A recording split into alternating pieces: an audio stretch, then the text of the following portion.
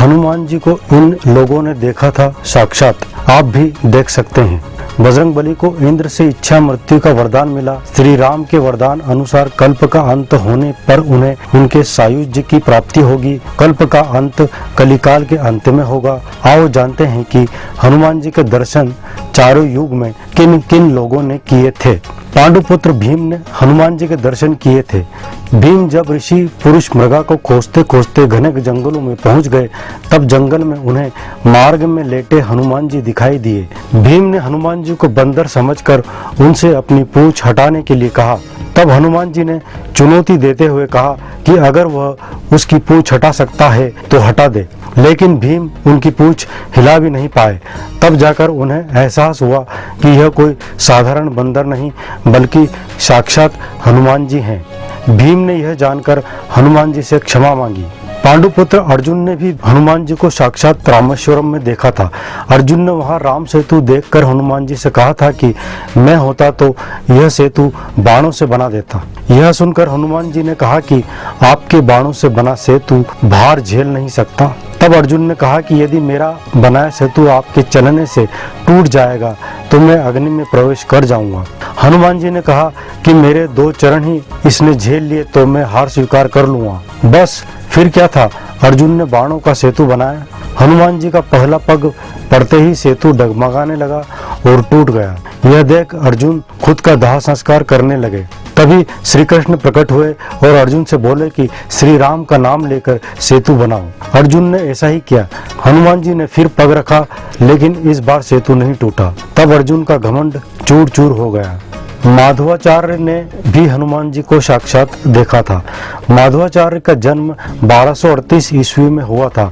माधवाचार्य जी एक महान संत थे जिन्होंने ब्रह्मसूत्र और 10 उपनिषदों की व्याख्या की है। माधवाचार्य जी प्रभु श्री राम के परम भक्त थे। यही कारण था कि एक दिन उनको हनुमान जी के साक्षात दर्शन हुए थे। संत माधवाचार्य ने हनुमान जी को अपने आश्रम में देखने की बात बताई थी। माधवाचार्य जी का निधन 1317 ईस्वी में हुआ था। तुलसीदास जी ने भी देखा था हनुमान जी को साक्षात।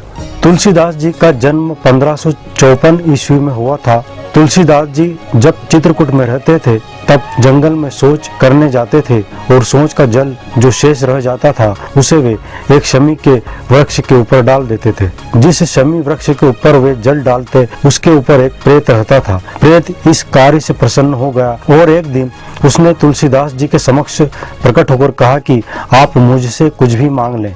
तुलसीदास जी ने कहा कि राम दर्शन के अलावा मेरी कोई इच्छा नहीं है। तब प्रेत ने कहा कि ऐसा तो मैं कर नहीं सकता, लेकिन मैं एक रास्ता बता सकता हूँ। वह यह कि एक जगह हरि कथा होती है, वहाँ हनुमान जी किसी न किसी रूप में आकर बैठ जाते हैं। मैं तुम्हें इशारे से बता दूंगा, वे ही तुम्हें प्रभु दर्शन करा सकते हैं। बस यही हुआ और तुलसीदास जी ने हनुमान जी के पैर पकड़ लिए। अंत में हार कर कुष्ठी रूपी में राम कथा सुन रहे हनुमान जी ने भगवान के दर्शन करवाने का वचन दे दिया। फिर एक दिन मंदाकिनी के तट पर तुलसीदास जी चंदन घिस रहे थे। भगवान बालक रूप में आकर उनसे चंदन मांग कर लगा रहे थे। तब हनुमान जी ने तोता बनकर ये दोहा पढ़ा। चित्रकूट के घाट पे भई संतनी भीर, तुलसीदास चंदन घिसे तिलक देते रघुवीर। समर्थ गुरु रामदास ने भी हनुमान जी को साक्षात देखा था।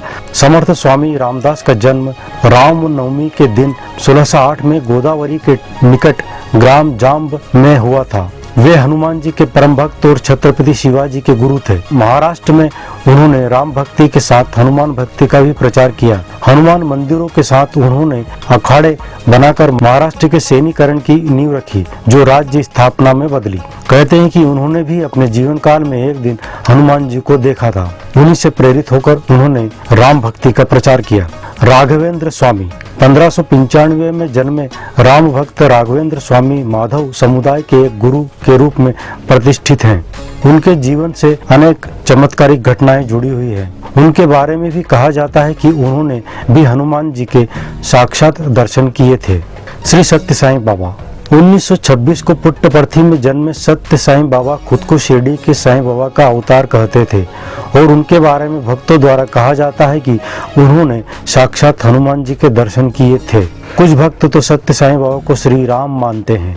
नीम करोली बाबा ने भी किए थे साक्षात दर्शन। उत्तर प्रदेश के अकबरपुर गांव में नीम करोली बाबा का जन्म 1900 के आसपास हुआ था।